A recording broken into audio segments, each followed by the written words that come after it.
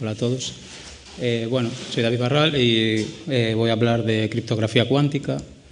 Entonces, bueno, la criptografía, todos sabéis, es básicamente pues, un método, o sea, son métodos de comunicación confidencial entre usuarios legítimos de un canal a través de técnicas de cifrado, de tal manera que un intruso pues, no pueda leer este mensaje, por ejemplo. Esto de la encriptación ya viene de lejos. Por ejemplo, la escítala era este método de encriptación que usaban los griegos en el siglo VII a.C. y básicamente era un cilindro de madera en el que enrollaban una tira de papel o probablemente de tela y escribían el mensaje. Entonces lo desenrollaban, mandaban a la tira de papel al receptor y el receptor con otro cilindro del mismo grosor era capaz de leer el mensaje. Y la idea aquí del secreto de esto era tener cilindros de la misma anchura. O sea, el secreto, digamos que estaba codificado, el mensaje estaba codificado en que en el método de cifrado, digamos, que era el uso de estos cilindros. Hoy en día, digamos que el secreto, o sea, lo importante es tener un canal privado a través del que mandas la clave y este canal es el que tiene que tener el secreto, digamos. A principios del siglo XX se desarrolló lo que se llama la libreta de un solo uso. Esta libreta, bueno, la usaron el Che y Fidel durante la guerra de Cuba y la idea es tener una lista de números aleatorios que en algún momento compartes. Tienes dos hojas con la misma lista de números aleatorios y entonces cuando receptor y transmisor están separados, el transmisor codifica su mensaje añadiendo a su mensaje números de esta lista. Y con esto tendrás un mensaje cifrado que puedes mandar por un canal público. Por ejemplo, en su caso lo mandaban por radio, y con ese texto cifrado y la clave, que era la misma, haciendo una resta, podían obtener el mensaje. Este método, Shannon en 1950 demostró que era seguro, era totalmente seguro, salvo por un problema, que es la transmisión de la clave. Siempre puede haber un intruso que pueda copiar la clave. La distribución cuántica de clave resuelve este problema. Este es un método de transmisión de la clave que se desarrolló en 1984 por Bennett y Brassard. Y en general, cabe decir que cuando transmitimos información, lo que hacemos es codificar la información en propiedades físicas. Y según la física clásica, tú siempre puedes copiar la información, sin alterar el sistema físico.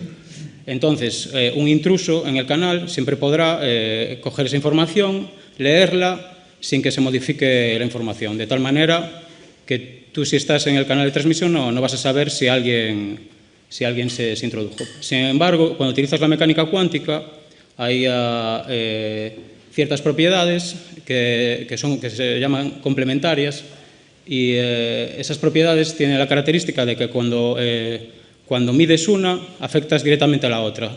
Entonces, no hay posibilidad, siempre hay como un efecto en el proceso de medida. Por lo tanto, si hay un intruso y mide, tú te puedes dar cuenta de que está midiendo porque afecta al sistema.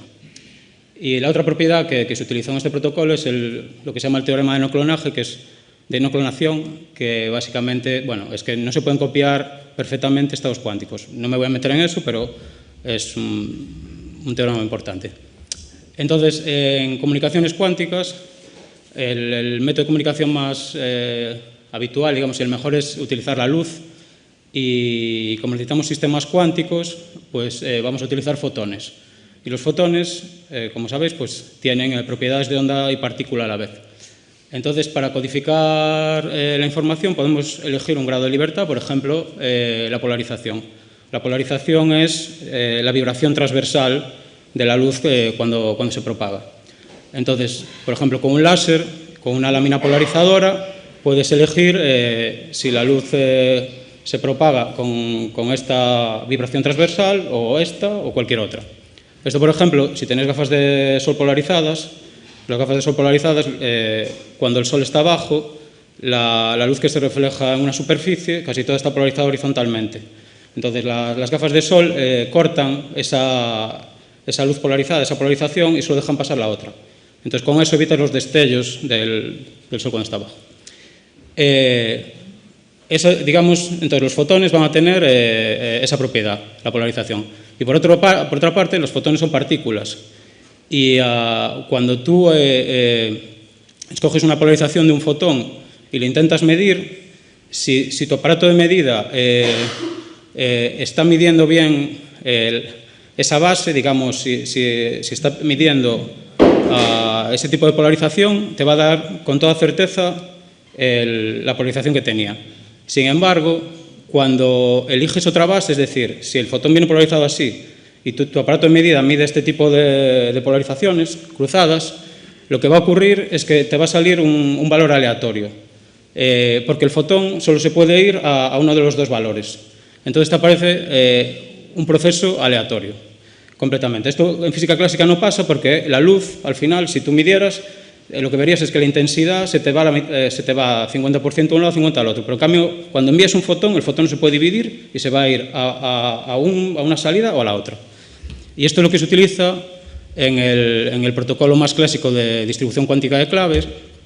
En este protocolo, pues Alice, que es el transmisor, tiene una clave que quiere enviar a Bob. Y es este string de bits, este 1100. Y entonces ella elige una polarización aleatoria que codifica uno de los valores en una de las dos bases, o puede ser horizontal vertical o diagonal antidiagonal. Y esto se lo envía a Bob.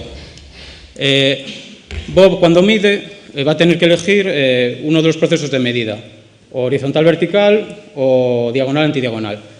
Si Alice manda, por ejemplo, vertical y Bob elige la base buena, siempre le va a salir el valor que mandó Alice. Pero si elige la base mala, la mitad de las veces le va a salir aleatoriamente un valor a otro.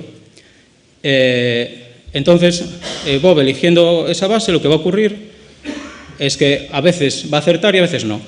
La mitad de las veces, de hecho. Entonces, en el protocolo, ellos van a publicar por un canal, por ejemplo, por internet o por radio, van a publicar las bases que utilizaron para transmitir y para recibir. Y cuando no coinciden las dos, esos resultados los descartan, se los cargan. Pues lo que ocurre es que el resto de los valores que enviaron van a estar perfectamente correlacionados. Siempre vas a tener 1, 0, 0, y eso se puede utilizar como una clave. Bueno, aquí tenéis un resumen de lo que ocurre. Y podéis ver que cuando se utiliza la base buena, pues te quedas con la parte de la clave que tienes abajo. O sea, la mitad de las veces no vale para nada, pero la otra mitad vas a tener una clave que es totalmente segura. ¿Y por qué es totalmente segura? Porque si alguien se te mete en la línea, en el medio, por el teorema de no clonación, no va a poder copiar la señal. Está prohibido. Lo único que puede hacer es medir, y para que no sepan que la línea está pinchada, tiene que retransmitir otra vez a Bob lo que midió. Entonces va a medir, pero también, como no sabe qué base eligió Alice, pues va a ser aleatorio. 50% de las veces se va a equivocar. Entonces, cuando le retransmite a Bob, muchas veces se va a equivocar.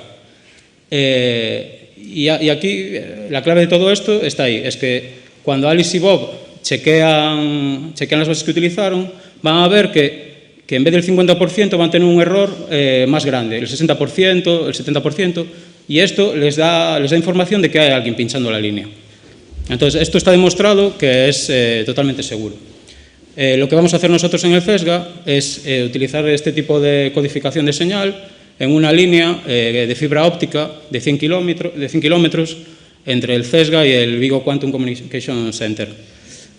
Para eso va a ser una única fibra, bueno, 2 pelos de fibra utilizaremos, Tiene que ser única, no puede haber repetidores. Por el teorema de no clonación no podemos copiar la señal y reenviarla. Tiene que ser una única fibra que conecte los dos.